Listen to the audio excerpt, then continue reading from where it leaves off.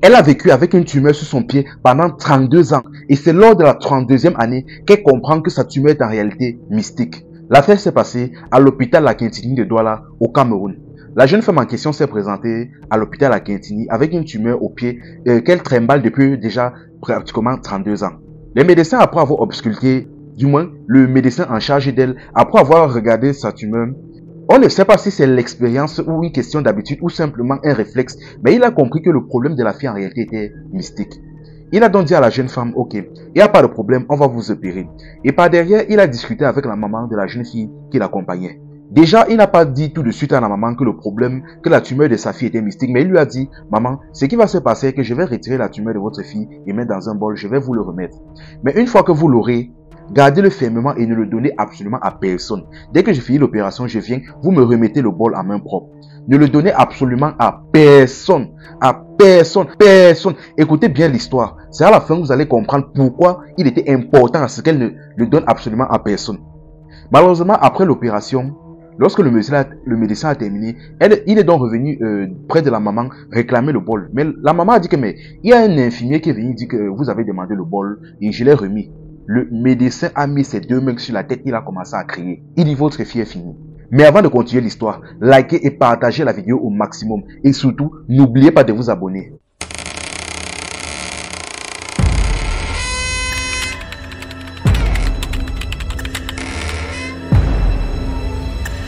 Déjà, l'affaire a commencé quand la jeune fille en question, ici on va l'appeler Vanessa. La jeune fille en question était encore en primaire, sauf qu'elle était dans une école publique. Et vous savez que dans les écoles publiques, est généralement divisée en deux phases.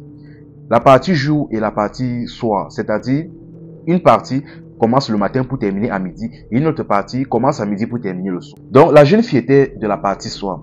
Elle était en train de s'amuser avec ses amis. Je ne sais pas si c'était au billes ou quelque chose comme ça, un jeu typique camerounais qu'on appelle pispion. Bref, elle était en train de jouer avec ses amis. En attendant que l'heure arrive, elle s'arrange pour partir à l'école. Sauf qu'à son tour de jeu, à un moment donné, elle a reçu un coup sur le pied. Elle a vu que quelque chose. Elle a reçu un violent coup sur le pied et elle s'est mise à crier. En fait, ce qui s'est passé, c'est qu'elle a reçu une pierre sur le pied. Mais sauf que de l'angle où elle était, il n'y avait personne. C'est-à-dire, il n'y avait personne. C'était un terrain vague, mais il n'y avait personne.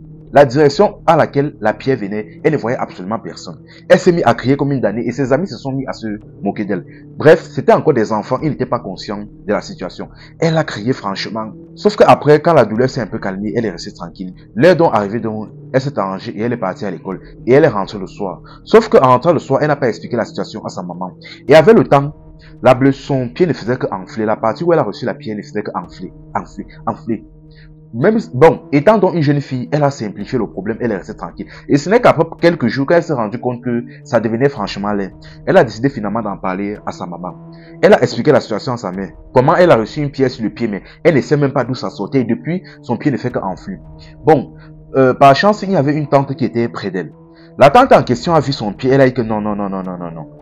Le pied de la jeune fille-ci n'est pas simple.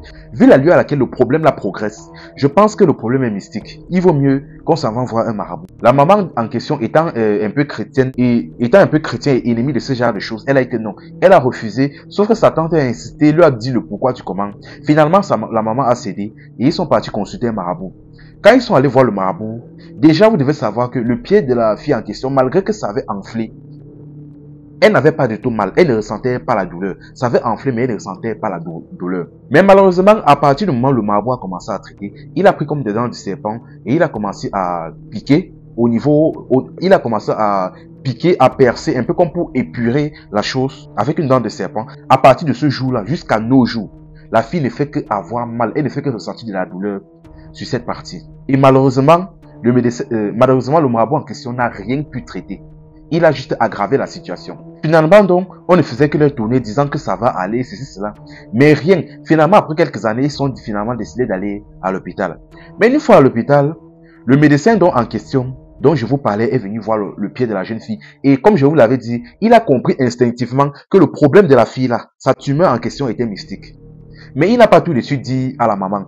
Et il a donc pris la jeune fille, il l'a mis en salle d'opération. Et il a expliqué à la maman que lorsque, bien évidemment, comme je vous l'ai dit, il a expliqué à la maman que lorsqu'il va ressortir avec la tumeur dans un bol, il va remettre à la maman Et il a dit à la maman de ne absolument remettre ce bol à personne. Que lui doit venir en personne pour remettre. Elle a dit qu'elle a compris. Mais vous connaissez nos mamans. Pendant qu'il était en train de faire l'opération, il a donc remis le bol à la maman et il a continué l'opération. Sauf que pendant ce temps donc, vu qu'il y avait des médecins qui venaient tout le temps dire non, il faut tel médicament, partez acheter tel, il fallait une poche, ceci, cela, il fallait tel. Elle ne faisait que faire des achats, faire des va-et-vient. Tellement qu'à un moment donné, elle a commencé à être embrouillée et un médecin est arrivé devant elle, du moins un infirmier, il lui a dit, le médecin tel, il a donné le nom du médecin, dit, le médecin tel, a demandé à ce que vous me remettez le bol, je m'en vais lui remettre. Sans réfléchir à deux fois, et aussi sachant qu'il avait donné le nom du médecin, elle a remis le bol à l'infirmier en question et il s'en est allé. Sauf qu'après donc, après quelques temps, après que le médecin responsable de sa fille a terminé l'opération, il est venu devant la jeune fille pour demander le bol. Elle a dit, mais comment ça? Mais j'ai remis un infirmier, vous avez envoyé un infirmier pour récupérer ça et je lui ai remis ça. Comment vous voulez que je vous remette encore ça?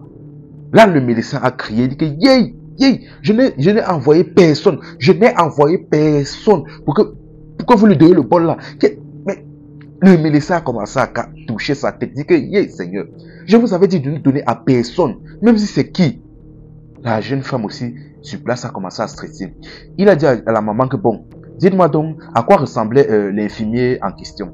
Elle a décrit l'infirmier et sa fille était à côté en train d'écouter. Elle a décrit l'infirmier et le médecin a dit que non. Celui que vous êtes en train de décrire là ne travaille pas ici.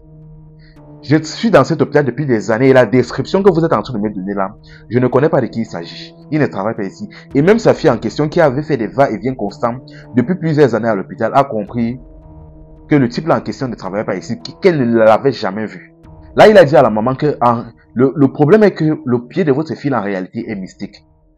Je comptais donc utiliser un stratagème pour essayer de traiter ça autrement, c'est-à-dire après l'opération, je comptais prendre la tumeur pour aller travailler mystiquement sur ça, pour résoudre définitivement son problème. Mais le problème est que vous êtes parti donner ça à je ne sais qui. Et actuellement, sachez que le pied de votre fille là, même comme j'ai travaillé là-dessus, ça va un peu aller, mais après un certain temps, ça va recommencer. Et sachez que comme ça recommence là, ça ne sert à rien que vous reveniez ici, parce que ça va seulement recommencer encore et encore, ça va seulement revenir. Donc franchement, je ne peux plus rien faire pour vous. Tout ce que vous pouvez faire là maintenant, c'est de remettre votre problème entre les mains du bon Dieu. Et il s'en est allé.